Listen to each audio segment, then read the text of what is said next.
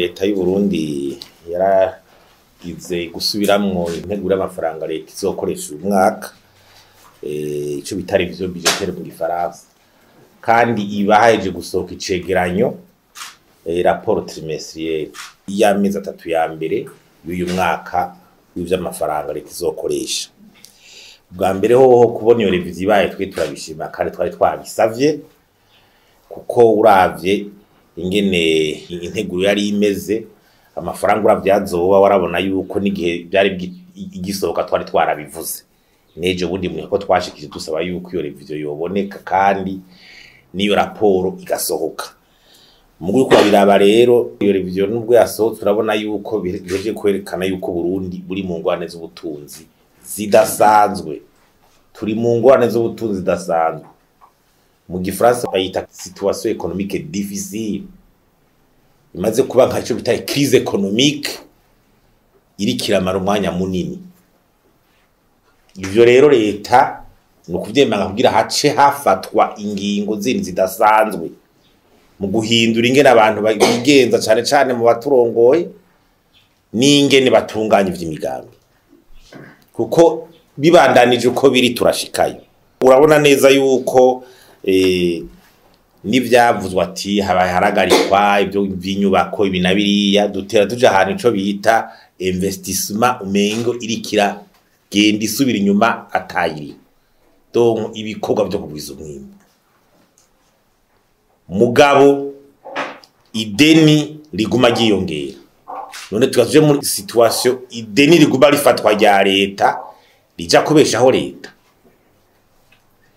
Ico ni kibazo gikomeye, kandi aho gikomere nuko nkuko ya nteguro twayisomye ijya deficit kijya gihengera 10 miliyari amajana 7 haca hiyongera ko ayi miliyari amajana 9 yitezwe mu mfashanyo, nukuvuga ko hari miliyari 1,600 burya bitaboneka neza, kuko imiliyari amajana 7 utabona izo yakura imiliyari amajana 9 uziteze mu wagufasha atakintu cyo kirahenuka ingene ayo mafaranga y'abagufasha yinjira. Kuko turavye mu cegeranyo c'Ibanki Nkuru y'Igihugu twarabonye yuko nayo mafaranga bafasha amezi 3 ya mbere habonetse make cyane. Ico gitubona nibazo by'amadovize biguma ikibazo cabaye ndanse kwinjiza ibitoro byose biguma ari ikibazo kiriko kiragorana, kandi urako muri yo nteguro na leta yahagaritse ibikorwa bishobora kuriho amafaranga mva makungu. Nivyo rero bishobora kuza biza gufasha mu migambi itandukanye. Urumva biriko biragaragara yuko tutotaje mu bibazo idasanzwe. Mugabo rero tubona nuko hagumaho ico twokwita amafaranga bayajanye mu bintu bitavututse bitagaragara, kandi kugwanya bakaboko nibiturire muri leta nta ngingo zikomeze ziriko zirafatwa.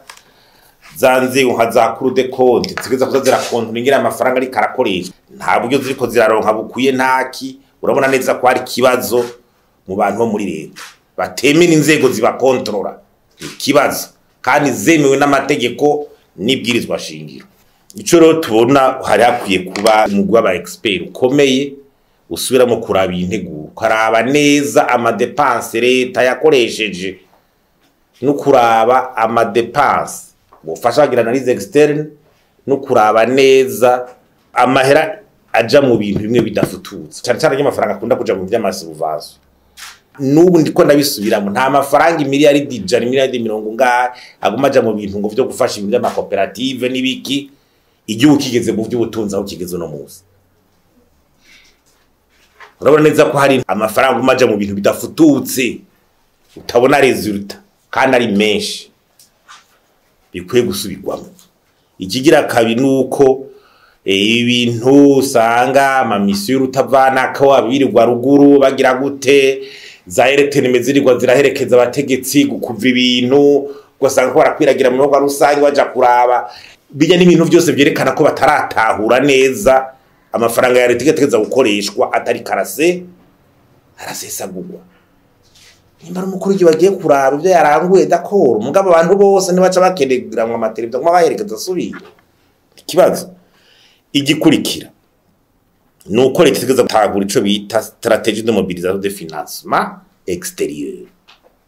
Leta idashizeho umugambi w'ingene hoboneka ingene amafaranga ava hanze yinjira muri iki gihugu nkuko ibindi bibikora, iki gihugu Burundi kaza kukigora kuva mwizi ngorane.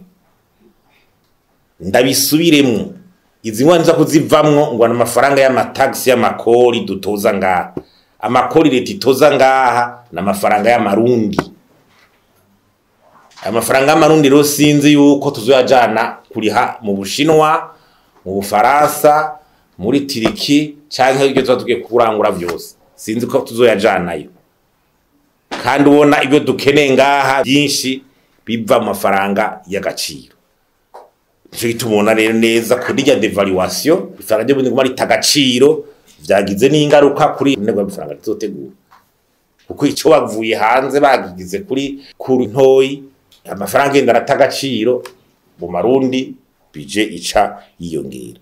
Ikindi nuko gutegura amafaranga litizokoresha mu mwakuza vyitonderwa bifatiye kuri igora turimo kugira ntazi hari amayereri yo gusesabura amafaranga ya leta kuko nubiraca garagara. Hariho amahinduka y'amareforo. Ndasubiye mwejo bundi harabaye icegeranyo c'abakonsulta PFA yerekana ingene amafaranga ya leta akoreshwa, yerekana yuko tukiri nyuma. Ico cegeranyo gitegeza gufatirwaho kugira amahinduka y'ingene amafaranga ya leta ikoresha biboneke ko hariko ikigo kirahinduka. Hanyuma na politiki y'urwanya igiturire n'abanyonyeza amatungo y'igihugu isubira igaruke ko ntayihari, na strategy ihari ntayihari.